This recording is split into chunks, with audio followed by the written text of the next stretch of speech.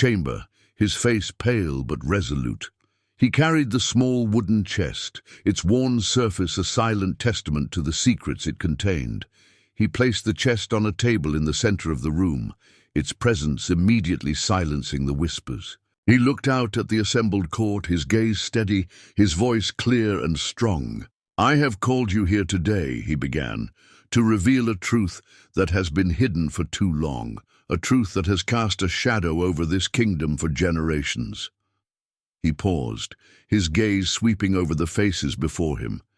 He saw skepticism, disbelief, even fear in their eyes. He opened the chest, revealing the rolled parchment. He unfurled the treaty, its faded ink a stark reminder of a broken promise. "This," he said, holding up the document, "is a peace treaty, signed by my father and the leaders of a village called Ilara." He saw a flicker of recognition in some of the older courtiers' eyes, a memory of a village destroyed, a tragedy shrouded in rumor and speculation. "This treaty," Osman continued, his voice gaining strength, "promised peace, protection, and coexistence, but my father broke it. He broke it, and in doing so, he condemned an entire village to destruction." He read aloud the terms of the treaty, the promises made, the obligations violated. He then read the addendum, the clause that had nullified the entire agreement, the clause that had sealed Ilara's fate. A gasp rippled through the chamber. Disbelief turned to shock, then to outrage. The advisors, the courtiers, the dignitaries, all stared at Osman, their faces a mixture of confusion and anger. Some questioned the authenticity of the treaty, suggesting it was a forgery, a fabrication designed to discredit the former sultan.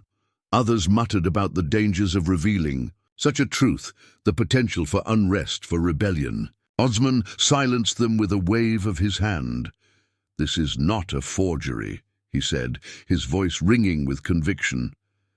"This is the truth, and I will not hide it, not any longer." He looked at Heba, who stood silently beside him. Her presence, a testament to the suffering his father had caused. "The destruction of Ilara was not an accident of war," he continued, his voice filled with emotion. "It was a deliberate act of betrayal, a crime perpetrated by my own father, aided and abetted by those who profited from the chaos." He looked directly at Vizier Ibrahim, his gaze unwavering. "And those responsible will be brought to justice." He turned back to the assembled court, his voice filled with a newfound authority. "I know this truth is difficult to accept," he said. "I know it challenges our perceptions, our understanding of our own history. But we cannot move forward as a kingdom, as a people, if we continue to live a lie." He took a deep breath, then spoke, his voice clear and strong. "I will not defend my father's actions. I will not hide his crimes. I will honor the memory of those who perished in Ilara, not by denying the truth, but by acknowledging it, by learning from it, by building a future based on justice and compassion." He paused, his gaze sweeping over the stunned faces before him. "This is my promise to you, my people, and I will not break it." The revelation of the broken treaty sent shockwaves through the kingdom.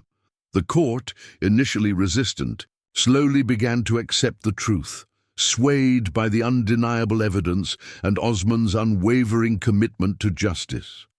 He ordered a full investigation into the destruction of Ilara, uncovering the extent of Khatib's involvement and the complicity of several corrupt officials. Khatib, already imprisoned, was tried and sentenced to a lifetime of hard labor for his crimes. The corrupt officials were stripped of their positions and their wealth confiscated. Osman then turned his attention to the survivors of Ilara, scattered and impoverished, living in the shadow of the tragedy. He decreed that the village be rebuilt, using funds from his own treasury. He offered compensation to the families who had lost loved ones and homes, a small gesture of atonement for the wrongs his father had committed. He also initiated a series of reforms, dismantling the unjust policies that had led to the conflict, ensuring that such a tragedy would never happen again. He abolished unfair taxes, restored land ownership to the rightful inhabitants, and established a system of fair representation for all the kingdom's people. In a grand public ceremony, Osman formally freed Heba. He stood before the assembled court, Heba by his side, her face, though scarred, radiating a quiet dignity. He spoke of her courage, her resilience, her unwavering belief in justice. He acknowledged the suffering she had endured, the pain she had carried for so many years. He then addressed her directly, his voice filled with respect and affection. "Heba," he said, "you are no longer a slave nor a guest. You are a free woman, a woman of great strength and wisdom. And I ask you, not as a sultan to a subject, but as one human being to another, to stay. To stay not as a slave, but as my equal, as my advisor, as my friend." A murmur of approval rippled through the crowd. They had witnessed Osman's transformation, his journey from a grieving widower to a just and compassionate ruler. They had seen the bond that had formed between him and Heba, a bond forged in shared pain and a shared commitment to truth. They understood that Heba was not just a scarred woman from a destroyed village. She was a symbol of hope, a symbol of redemption, a symbol of the new era Osman was ushering in. Heba looked at Osman, her eyes filled with emotion. She saw in him a man who had confronted his own past, who had chosen truth over expediency, justice over tradition. She saw in him a man worthy of her respect, her trust, perhaps even her love. "I will stay, Osman," she said, her voice clear and strong. "I will stay, and I will help you build a better kingdom, a kingdom where justice prevails, where peace endures." Time flowed like a gentle river through the palace, washing away the remnants of old sorrows and ushering in an era of peace and prosperity. Osman, guided by Heba's wisdom and compassion, ruled with a just hand, earning the respect and love of his people. He reversed his ancestors' harsh policies, ensuring fairness and equality for all. The kingdom flourished, its people thriving under Osman's benevolent rule. Heba, no longer hidden beneath a sack, but walking proudly by Osman's side, became a beacon of hope for the oppressed and a symbol of resilience for all. As the seasons turned, so too did the relationship between Osman and Heba. Their shared love of music became a bridge between their past and their present, a language that transcended words, a balm that soothed old wounds. They would spend hours in the music room, surrounded by the instruments Osman had collected, their melodies intertwining, their voices blending in perfect harmony. They rediscovered the joy they had once shared as children, a joy that had been buried beneath the ashes of tragedy, now rekindled and burning brighter than ever. One evening, as the setting sun painted the sky in hues of orange and gold, Osman took Heba's hand. They stood by the fountain in the palace gardens, the gentle spray of water a soothing counterpoint to the chirping of crickets.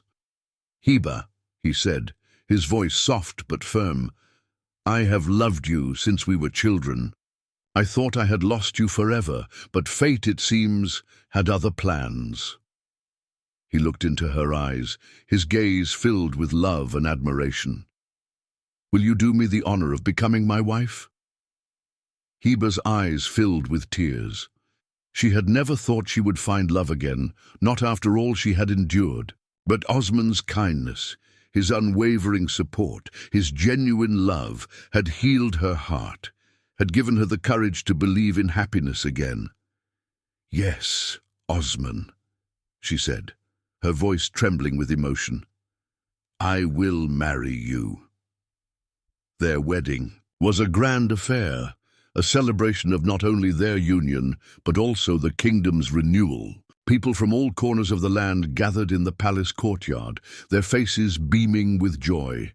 Heba, radiant in a gown of ivory silk, her scars no longer a source of shame, but a testament to her strength, walked down the aisle towards Osman, her heart overflowing with happiness. The music played, a joyous melody composed by Osman himself, a song of love, of hope, of redemption. As they exchanged vows, their hands clasped tightly together, they knew they were not just starting a new chapter in their lives, but ushering in a new era for their kingdom. An era of peace, prosperity and justice. An era where music and love would heal old wounds and bind their people together in harmony. In the years that followed, Osman and Heba ruled together, their love a guiding light for their kingdom. They had children, their laughter echoing through the palace halls, filling the once silent rooms with joy. The music room remained their sanctuary, a place where they would share their love of music with their children, passing on the legacy of healing and hope to the next generation.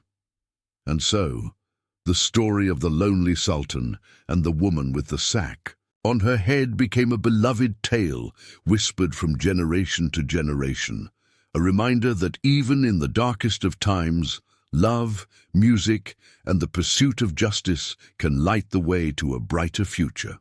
Diversion, drawing the other guards away from the Queen's chambers. Osman would meet Yasmin at a prearranged location, explaining the situation, enlisting her help.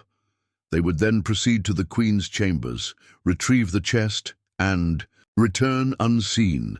The following night, under the cover of darkness, Heba put their plan into action.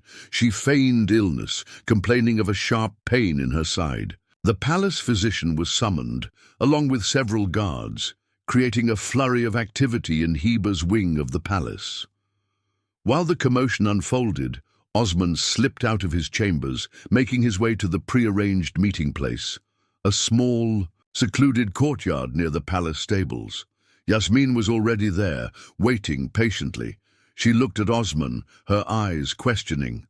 Osman explained the situation, his voice low and urgent. He told her about the chest, about its importance, about the danger they faced. He didn't reveal Heba's true identity, but he emphasized the urgency of the situation, the need for absolute discretion. Yasmin listened intently, her face grave.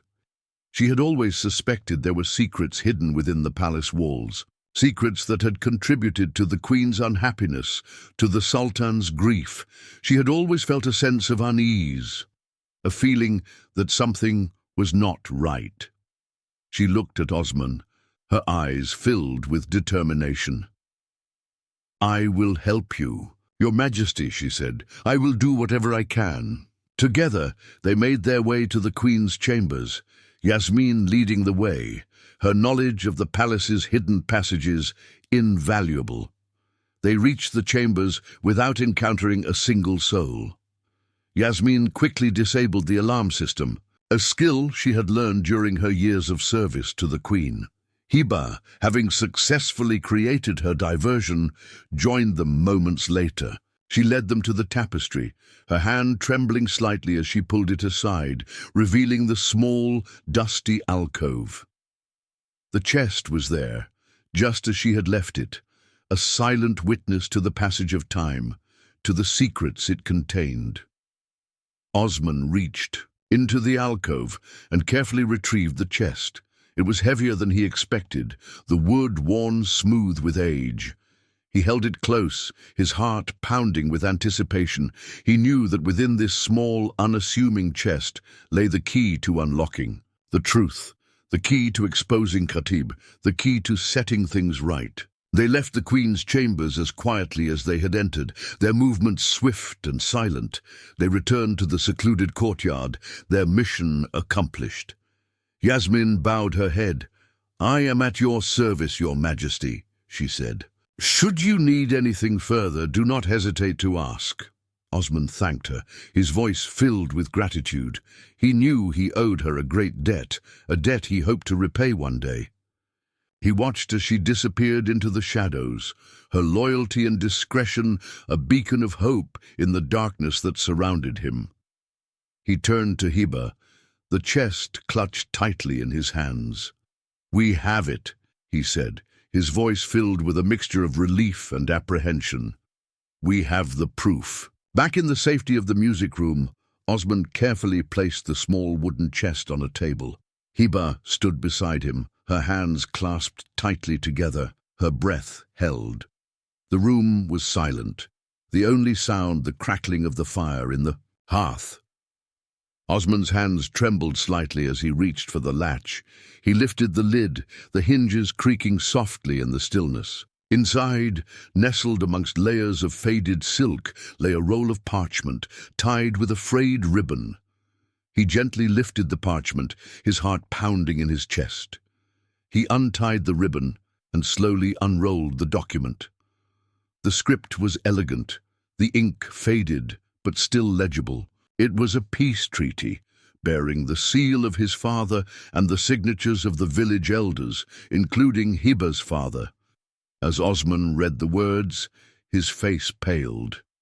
The treaty outlined the terms of an agreement between his father and Hiba's village, a promise of protection, of peaceful coexistence. It detailed the boundaries of their lands, the rights of the villagers, the obligations of the Sultan. But beneath the formal language, Osmond sensed something else, a spirit of cooperation, of mutual respect, a desire for peace. He continued reading, his heart growing heavier with each line. Then he came to a section, marked with a small, almost imperceptible asterisk. He read the words slowly, his voice barely a whisper. It was an addendum, added later, a clause that contradicted the very essence of the treaty. It granted his father the right to seize village lands, to conscript villagers into his army, to impose heavy taxes. It effectively nullified the entire agreement, turning it into a worthless piece of paper. Osmond looked at Hiba, his eyes filled with shame. "He broke it," he said, his voice choked with emotion. "My father, he broke the treaty." Hiba nodded, her eyes filled with tears. "He used it as a pretense," she said, her voice trembling. "He promised peace. Then he took everything from us." She closed her eyes, the memories of the fire, the chaos, the loss, flooding back. Osmond reached out and took her hand, his grip firm. "I didn't know," he said, his voice filled with remorse. "I swear I didn't know." Hiba looked at him, her eyes searching his. She saw the genuine sorrow in his face, the pain in his eyes. She knew he wasn't responsible for his father's actions, but she also knew that his family, his legacy, were inextricably linked to the tragedy that had befallen her village. "This changes everything," Osmond said, his voice low and resolute. "This proves Khatib's involvement. This proves my father's guilt." He looked down at the treaty, his fingers tracing the faded ink. This is the truth we've been searching for." He looked at Hiba, his eyes filled with determination. "And I will make sure the world knows it." Osman summoned Khatib to the palace. He didn't reveal the reason for the summons, simply instructing his guards to bring the slave trader to him. Khatib arrived, his usual swagger replaced by a nervous apprehension. He had been growing increasingly uneasy since his encounter with Osman in the tea-house. He sensed a shift in the Sultan's demeanor, a newfound resolve that unnerved him. Osman received Khatib in his private study, a room dominated by a large, ornately carved desk and shelves lined with books. Hiba was there, standing silently. Beside Osman, her presence a silent accusation. Khatib's eyes flickered towards her, then back to Osman, a flicker of fear in his shifty gaze. Osman held up the small wooden chest, its worn surface a testament to the secrets it contained. "I believe this belongs to you," he said, his voice cold and hard. Khatib's face paled. He recognized the chest. He had seen it in Hiba's father's study on the day the village burned. He had searched for it amongst the ruins, hoping to find it, knowing its potential value, but he hadn't been able to locate it. I don't know what you're talking about," he stammered, his voice trembling. Osman opened the chest, revealing the rolled parchment. He unfurled the treaty, its faded ink a stark contrast to the rich wood of the desk. "This treaty," Osman said, his voice rising slightly, "was signed by my father and the leaders of Hiba's village. It promised peace, protection, coexistence. But my father broke it, Khatib. He broke it, and you helped him." Khatib's eyes darted around the room, searching for an escape. He knew he was trapped. The evidence was undeniable. I had nothing to do with it," he blustered. "It was the war, the fire. It was chaos." "Chaos you helped create," Osman said, his voice cutting through Khatib's lies. "You were there, Khatib. You and your men. You looted the village. You took the survivors as slaves. You profited from the destruction." Khatib's desperation grew. He knew he had to do something, anything, to save himself. He looked at Hiba, a malicious glint in his eyes. "She's lying," he hissed, pointing a trembling finger at her. "She's not who she says she is. She's a fraud, a pretender. She's trying to trick you, Sultan, to gain power, to steal your throne." Osman's eyes narrowed. He knew Khatib was lying, but he also knew the accusation could be damaging. The court was already suspicious of Hiba, their prejudice easily inflamed. He had to act quickly, decisively. "You're the liar, Khatib," he said, his voice ringing with authority, "and your lies have caught up with you." He turned to the guards, who stood silently by the door. "Arrest him," he commanded. "Take him to the dungeons. He will be tried for his crimes." Khatib struggled, shouting and cursing, but the guards held him fast, dragging him from the room, his protests echoing in the silent palace corridors. Osman turned to Hiba, his face etched with weariness. He had exposed Khatib. He had uncovered the truth about his father's betrayal. But the fight was far from over. He knew the court would not easily accept the truth. He knew there would be resistance, perhaps even rebellion. He looked at Hiba, her face pale but resolute. He knew he couldn't do this alone. He needed her strength, her courage, her unwavering belief in justice. He took her hand, his grip firm. "We have a long way to go, Hiba," he said, his voice low and determined. "But we will face it together." Osman summoned a public council. Word spread quickly through the palace, a ripple of anticipation and unease spreading through. The court, the grand council chamber, usually reserved for matters of state and ceremonial occasions, buzzed with hushed whispers. Advisors, courtiers, and dignitaries gathered, their faces a mixture of curiosity and apprehension. They knew something significant was about to happen, but none knew exactly what. Osman entered over Osman. Their words, though carefully chosen, carried a sharp edge, a thinly veiled hostility that chilled her to the bone. She knew her presence was a burden to Osman. She had seen the strain on his face, the worry in his eyes. She had heard the advisors' criticisms, their thinly veiled accusations. She knew she was endangering him, jeopardizing his position, his reputation, and the thought filled her with a deep sense of guilt. She picked up the lute Osman had given her, its polished wood warm beneath her fingers. She ran her hand over the smooth strings, but no music came. The joy she had found in playing, the solace she had found in the familiar melodies, had deserted her. All she felt now was a heavy weight in her heart, a growing sense of despair. She thought of leaving, slipping away in the night, disappearing back into the anonymity of the city. It would be the safest thing to do, for both of them. It would protect Osman from the whispers, from the court's disapproval. It would protect her from the inevitable rejection, the inevitable pain. But the thought of leaving Osman, of leaving the fragile sanctuary he had created for her, filled her with a sharp pang of sadness. She had grown accustomed to his kindness, his gentle presence, his unwavering support. She had begun to trust him, to rely on him in a way she hadn't thought possible, and the thought of losing him, was almost unbearable. She was torn, caught between her growing feelings for Osman and her desire to protect him. She sat by the window, lost in her thoughts, the setting sun casting long shadows across the room. A soft knock at the door startled her. "Heba?" Osman's voice, gentle and concerned, drifted into the room. "May I come in?" She hesitated for a moment, then called out softly, "Yes." Osman entered the room, his face etched with worry.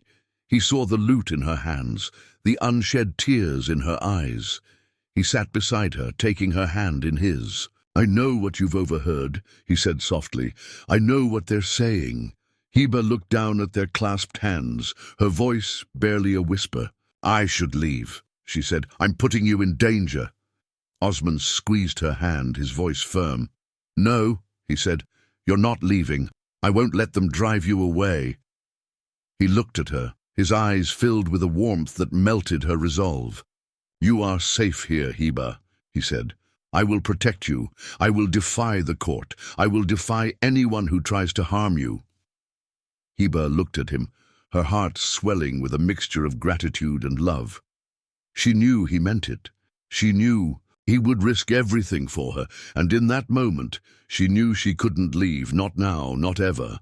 She leaned against him, her head resting on his shoulder, the weight of her worries lifting slightly. She was still afraid, but she was no longer alone. She had found a safe haven in his arms, a sanctuary from the storm that raged outside. Osman couldn't sleep. Khatib's threats echoed in his mind, a constant reminder of the danger Heba faced. He paced his chambers, his mind racing, searching for a solution. He couldn't simply pay Khatib's ransom. It would be a betrayal of everything he believed in. He had to find another way, a way to expose Khatib, to bring him to justice. He decided to investigate. He summoned his most trusted advisor, a man named Omar, known for his discretion and loyalty. "Omar," Osman said, his voice low and urgent, "I need you to investigate a man named Khatib. He's a slave trader, but I suspect he's involved in other, more nefarious activities." Omar nodded, his face serious. "Tell me everything, Your Majesty." Osman told Omar about his encounter with Khatib, about the threats, about his suspicions. He instructed Omar to be discreet, to gather information without arousing suspicion. Omar bowed. "It shall be done, Your Majesty." Omar began his investigation cautiously, working in the shadows, gathering information from informants in the city's underbelly. He discovered that Khatib was indeed involved in a vast network of illegal slave trading, smuggling people across borders, exploiting the vulnerable and the desperate. He learned that Khatib had connections to powerful figures, corrupt officials, who turned a blind eye to his activities in exchange for a share of the profits. As Omar delved deeper, he uncovered a disturbing truth. Khatib had been involved in the destruction of Heba's village. He hadn't simply taken advantage of the chaos after the fire. He had been part of it, working with rogue soldiers, profiting from the destruction, looting the remains, and taking the survivors as slaves. He had used the chaos to cover his tracks, to make it look like the fire had been an accident, a tragic consequence of war. But Omar found witnesses, survivors who had seen Khatib and his men, who had heard their boasts, who had seen them carrying away stolen goods and captured villagers. Omar returned to Osman, his face grim. He presented his findings, the evidence. He had gathered the testimonies he had collected. Osman listened, his heart filled with a mixture of anger and sorrow. He had suspected Khatib's involvement, but hearing the details, seeing the proof, confirmed his worst fears. Khatib was not just a greedy opportunist. He was a criminal, a monster, responsible for the destruction of Heba's village, responsible for the years of suffering she had endured. Osman knew he had to act. He had to bring Khatib to justice, not just for Heba, but for all the victims of his cruelty. He had to expose the truth, no matter the consequences. He looked at Omar, his eyes filled with determination. "We have him, Omar," he said, his voice hard. "We have the proof we need to bring him down." Osman sat in the music room, staring at the flames flickering in the hearth.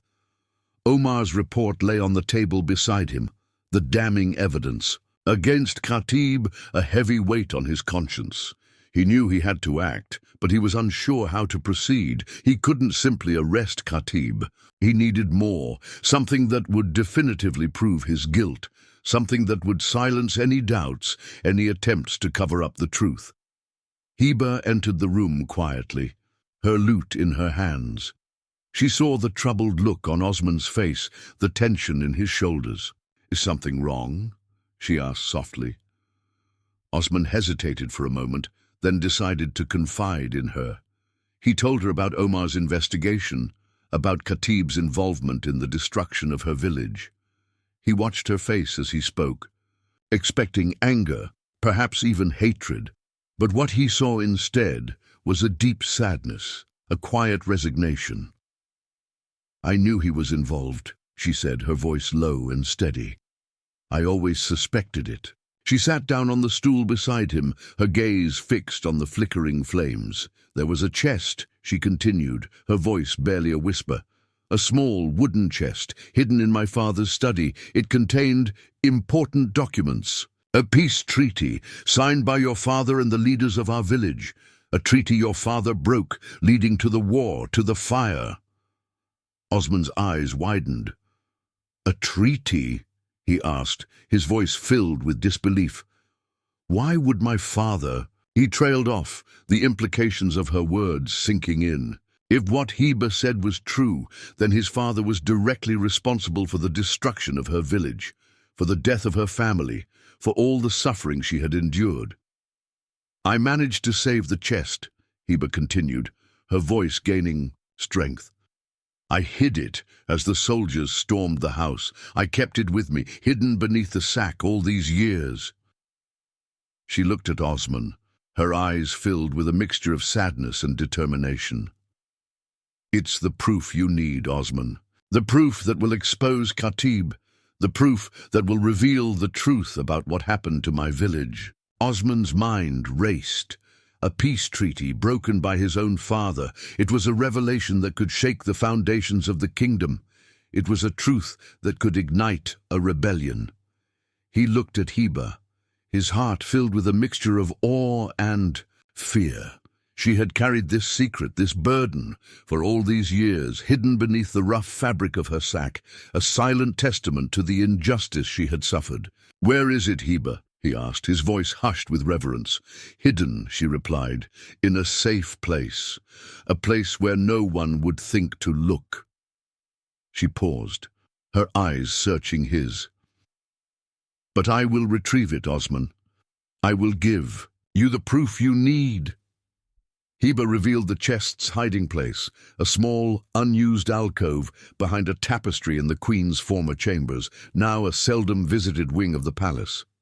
It was a place Heba had discovered during her early days. In the palace, a place where she could be alone with her memories, a place where she felt a strange connection to Osman's late wife. She had placed the chest there, hoping it would remain undisturbed, a silent testament to her past. Osman listened intently, his mind racing. Retrieving the chest wouldn't be easy. The Queen's chambers, though neglected, were still guarded. They needed a plan, a way to access the alcove without arousing suspicion. "We need someone on the inside," Osman said, his voice low and thoughtful. "Someone we can trust." Heba's eyes lit up. "There's a guard," she said. "A woman named Yasmin. She was loyal to your wife. She showed me kindness when I first arrived. She might help us." Osman remembered Yasmin, a quiet, unassuming woman with kind eyes. She had always been discreet, loyal to a fault. He had kept her on staff after his wife's death, more out of respect for his wife's memory than any real need for her services. He had no doubt about her loyalty, her discretion. "Yasmin," he repeated, a flicker of hope in his eyes. "Yes, she might be our only chance." They devised a plan. Heba would create tracing the intricate carvings on her new lute. Osman sat nearby, watching her, his heart filled with a quiet sadness. He had been trying to learn more about her life after the fire, but she had remained reticent, offering only brief glimpses into the hardships she had endured. Today, however, something felt different. Perhaps it was the gentle melody she had been playing, a melody that spoke of loss and resilience. Perhaps it was the comfortable silence that had settled between them.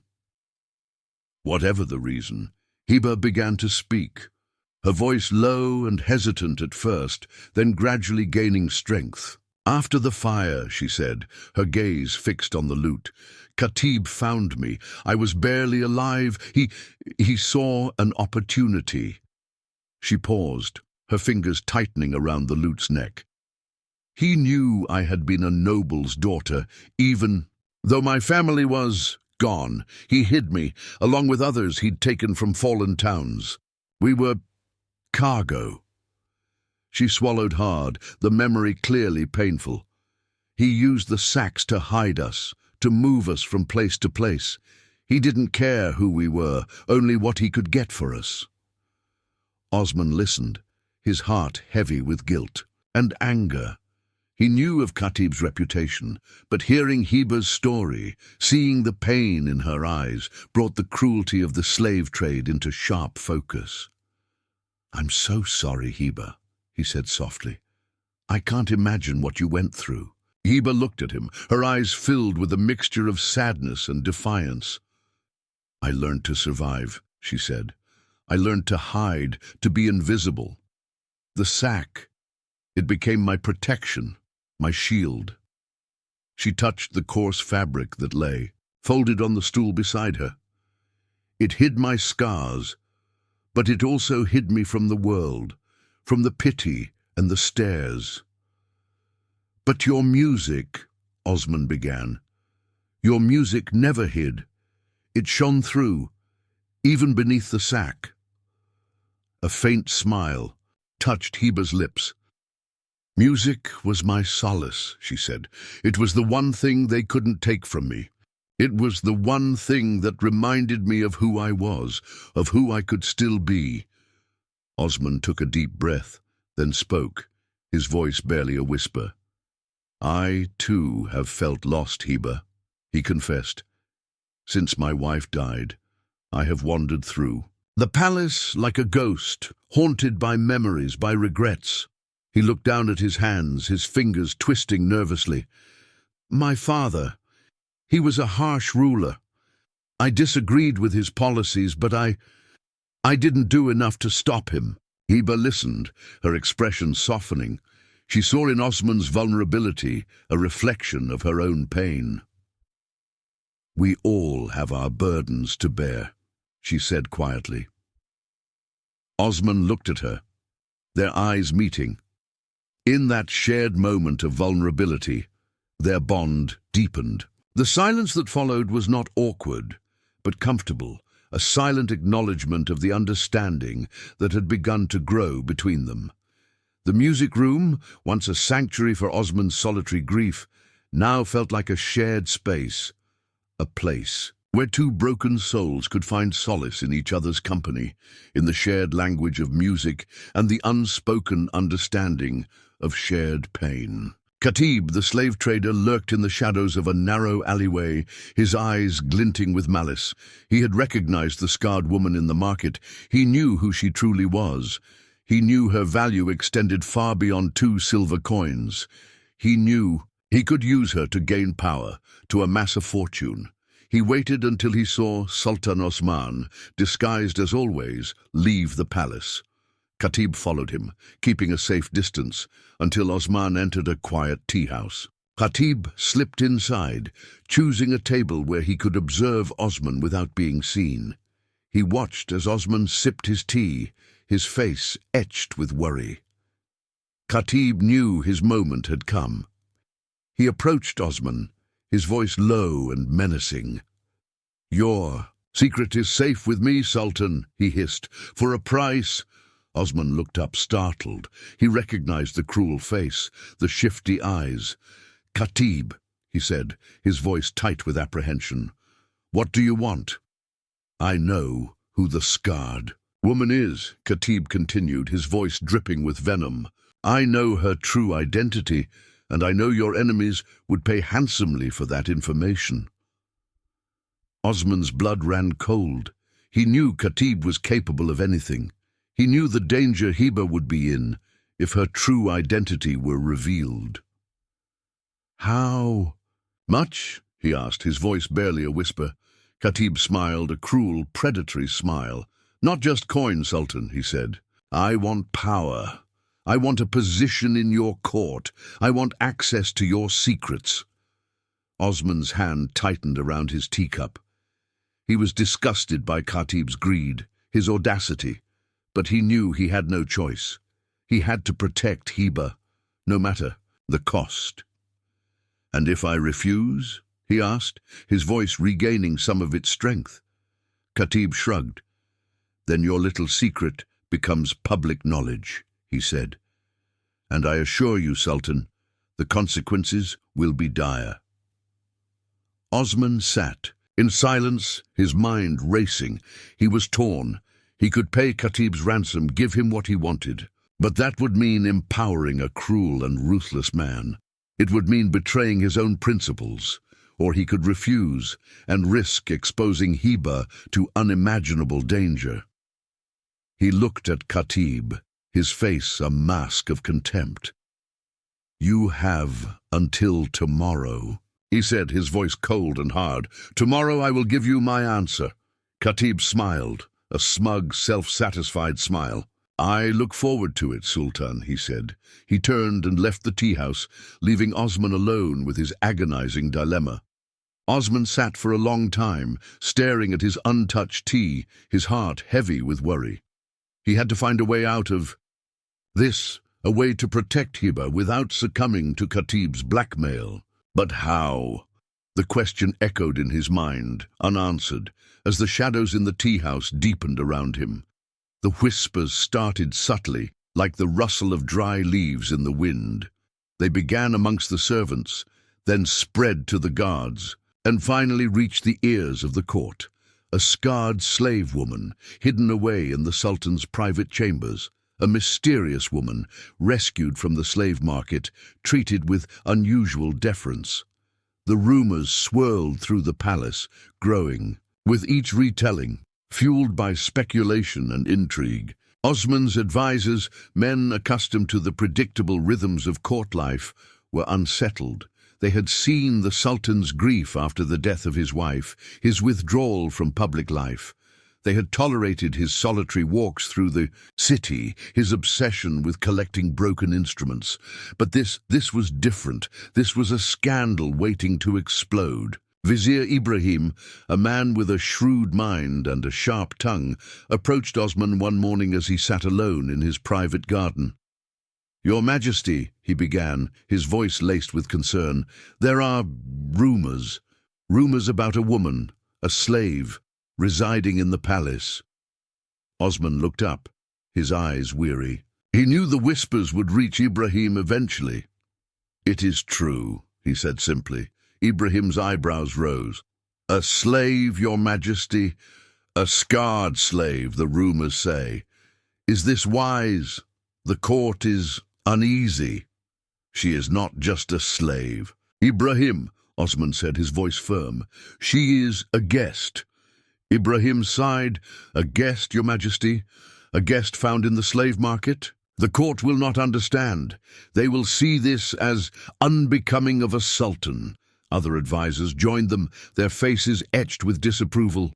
Your Majesty, one of them spoke, his voice tinged with disdain. Such a person should not be allowed within these walls. It reflects poorly on you, on the entire kingdom. She is under my protection, Osman said, his voice rising slightly. Protection, Your Majesty, another adviser scoffed. Or is it something more unseemly? The accusations, veiled though they were, stung Osman. He knew they were fueled by prejudice, by a deep-seated distrust of anyone who did not fit into their narrow view of the world. But he also knew they held a grain of truth. He had brought Heba to the palace, not just out of pity, but because of who she was, because of the memories she evoked, because of the flicker of hope she had rekindled in his heart. He could not explain this to them, not without revealing Heba's true identity, a secret he was sworn to protect. "I will not dismiss her," he said, his voice hard. "She has done nothing wrong." The advisors exchanged glances, their faces hardening. "Your Majesty," Ibrahim said, his voice low and urgent, "you are isolating yourself. You are alienating the court. This obsession with this woman will only lead to trouble." Osman stood up, his face flushed with anger. "She is not an obsession," he said, his voice tight with emotion. "She is someone I care about." He turned and walked away, leaving the advisors standing in the garden, their faces grim, their whispers turning into murmurs of discontent. The pressure mounted, a heavy weight on Osman's shoulders. He knew he was walking a dangerous path, a path that could lead to his downfall. But he also knew he could not abandon Heba, not now, not when she needed him most. He had to find a way to protect her, to silence the whispers, to navigate the treacherous currents of court intrigue. But how? The question gnawed at him, a constant reminder of the precariousness of his situation. Heba sat by the open window of her chamber, the soft breeze carrying the scent of jasmine and roses from the palace gardens. She had grown accustomed to the quiet luxury of her surroundings, the soft silks, the comfortable furnishings, the absence of the harsh realities of the slave market. But a new anxiety gnawed at her, a growing unease that she couldn't ignore. She had overheard the whispers in the corridors, the hushed conversations amongst the servants, the veiled criticisms of the courtiers. They spoke of her, the scarred, slave woman, hidden away in the Sultan's private chambers. They questioned her presence, her influence. Sultan Osman, dressed in simple brown robes and a wide-brimmed hat, walked through the muddy slave market. He kept his head low, his face hidden in shadow. He was a lonely man, a widower, haunted by the ghosts of his past and the gilded cage of his palace. The market buzzed with activity. Buyers haggled over prices. Chained youths sat listlessly in the mud, their eyes dull with despair. The air was thick with the smells of sweat, dirt, and fear. Osman felt a pang of sadness. He knew his ancestors had enacted harsh policies that had contributed to the suffering he witnessed. He pushed the thought aside and continued his walk, his hand brushing against the rough wood of a lute hanging from a stall. The lute was broken, its strings snapped, its body scarred. Yet Osman saw beauty in it, a reflection of his own broken heart. He stopped and examined the instrument, his fingers tracing the cracks in the wood. "How much?" he asked the stall owner, a gruff man with a missing tooth. The man shrugged. "2 copper coins. It's useless, broken." Osman smiled, faintly. "Useless things can still hold beauty," he said, handing the man the coins. He cradled the broken lute in his arms, the smooth wood a comfort against his rough robes.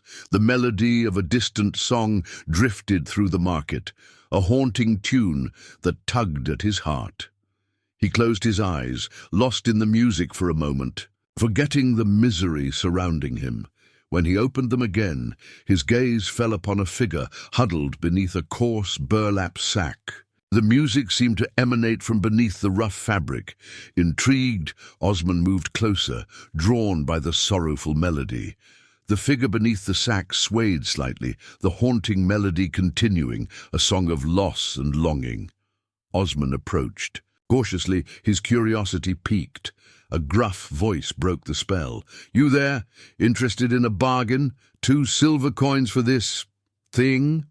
A man with a cruel face and shifty eyes, Khatib, the slave trader, gestured towards the sack-covered figure. He prodded the figure with his foot.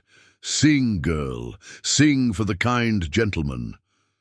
The melody faltered for a moment, then resumed, even sadder than before. "She's damaged goods, Khatib sneered. Face ruined in a fire. But her voice, still good for entertainment. 2 silver coins and she's yours. He gave the figure another rough shove. Osman felt a pang of pity for the hidden woman. He couldn't explain it, but the song touched him deeply. He reached into his pouch and pulled out 2 silver coins. I'll take her, he said quietly. Khatib snatched the coins with a greedy grin. A wise purchase, he cackled, though I doubt you'll find much use for her beyond a good cry. Osman led the sack-covered woman away from the bustling market, his heart heavy with a strange mixture of sadness and anticipation. He walked quickly, eager to escape the noise and the judging stares. Finally, he reached his palace, slipping through a side entrance unnoticed. He led the woman to his private music room, a sanctuary filled with instruments of all shapes and sizes.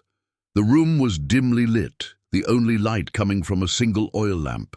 The air was thick with the scent of aged wood and lingering memories of his late wife. He gestured for the woman to sit on a low stool. He then spoke, his voice gentle. May I ask you to remove the sack? The woman hesitated, her small hands clutching the rough fabric. Then, slowly, she lifted the sack, revealing a face marred by burn scars. Osman gasped. It wasn't just the scars. It was the eyes, the shape of her chin, the curve of her lips. He knew that face. It was Heba, his childhood betrothed, the girl he thought had perished in the fire that had destroyed her village so many years ago. Tears welled in his eyes. He sank to his knees, his broken lute clattering to the floor. Heba, he whispered, his voice choked with emotion. Is it truly you? Osman sat on the floor, tears streaming down his face. He looked at Heba, her scarred face a stark reminder of the tragedy that had separated them. Heba, he repeated, his voice thick with emotion. I can't believe it's you. Heba remained silent, her eyes fixed on the floor. She clutched the burlap sack in her hands as if it were a shield. We all thought you were dead. Osman continued, his voice trembling. He remembered the fire, the chaos, the screams. He remembered searching for Heba, finding only ashes and charred wood. My father's soldiers, he began, but Heba cut him off. Your father's soldiers burned my village, she said, her voice low and filled with bitterness. They took everything from me, my family, my home, my face. Osman flinched. He knew his father had been a ruthless ruler, but he hadn't known the full extent of his cruelty. He looked at Heba, her words a sharp accusation. I didn't know, he stammered. I swear I didn't know. Heba finally looked at him, her eyes filled with a mixture of anger and pain. Of course you didn't, she said. You were safe in your palace while we burned. The room fell silent, the weight of their shared history pressing down on them. The awkward silence stretched, filled only by the occasional sniffle from Osman. He reached out a hand towards Heba, then hesitated, unsure if she would welcome his touch. Heba, he said softly, I am so sorry for everything. Heba didn't respond, but she didn't pull away either. Osman looked at the lute lying on the floor, its broken strings a mirror of their broken past. He remembered a time, long ago, when he and Heba would play music together, their laughter echoing through the palace gardens. Do you remember the song we used to play? He asked hesitantly. The one about the nightingale. A flicker of something that might have been recognition crossed Heba's face. The one your mother taught us? She asked, her voice barely a whisper. Osman nodded, a small smile touching his lips. Yes, he said, that one. He picked up the broken lute, cradling it in his arms. I remember you used to say you wanted to be a famous lute player, he said, his voice softening. You were so talented even then. Heba's lips curved into a faint smile. The first real smile Osman had seen on her face since she had removed the sack. "And you," she said, her voice regaining a little of its strength, "you always wanted to collect every instrument in the world." Osman chuckled, the sound light and genuine. "I still do," he admitted. For a moment, the pain and the anger faded, replaced by a shared memory, a flicker of their childhood bond. The music room, filled with the ghosts of the past, felt a little less heavy, a little less haunted. Osman insisted Heba stay in the finest guest chambers, not amongst the servants. He brought her soft silks and comfortable slippers, replacing her rough market clothes. He offered her trays of delicate pastries and fragrant teas, urging her to eat and regain her strength. He treated her not as a slave, but as an honored guest, a princess returned from a long and arduous journey. Heba, at first, was wary of his kindness. She kept her distance, her eyes watchful, her words few. But Osman's gentle persistence began to chip away at her defenses. He would visit her in the music room, bringing with him a different instrument each time. One day, it was a flute carved from ivory. Another day, a zither inlaid with mother-of-pearl. He would play for her, simple melodies, folk tunes they both remembered from their childhood. Sometimes he would coax her to sing along, her voice, though hesitant at first, gradually gaining strength and resonance. He found her a beautiful lute, its wood polished to a warm glow, its strings finely tuned. He placed it in her hands, encouraging her to play. At first her fingers were stiff and clumsy, unused to the feel of the strings, but as she played, the music seemed to flow through her, unlocking memories and emotions she had long suppressed. The melodies she played were haunting and melancholic, filled with the pain of her past. But there were also moments of joy, glimpses of the girl she had once been, the girl who loved to laugh and sing and dance in the palace gardens. Osman listened intently, his heart aching with a mixture of sadness and hope. He saw in her music a reflection of his own grief, his own longing for a happiness that seemed lost forever. He also saw a resilience, a strength that had allowed her to survive the fire and the years of hardship that followed. Slowly, Heba began to soften towards him. She started to speak more freely, sharing stories of her life after the fire, the hardships she had endured, the small acts of kindness that had kept her spirit alive. She told him about the other slaves, the ones who had lost all hope, the ones who had given up on life. She told him about her own struggle to preserve her dignity, to hold on to the memory of who she once was. Osman listened patiently, offering words of comfort and understanding. He told her about his own loneliness, his regrets about his family's past actions, his desire to make amends for the wrongs they had committed.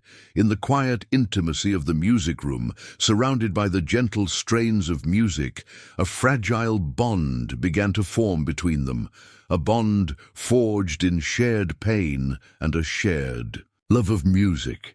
Heba's anger hadn't completely disappeared, but the sharp edges had begun to soften.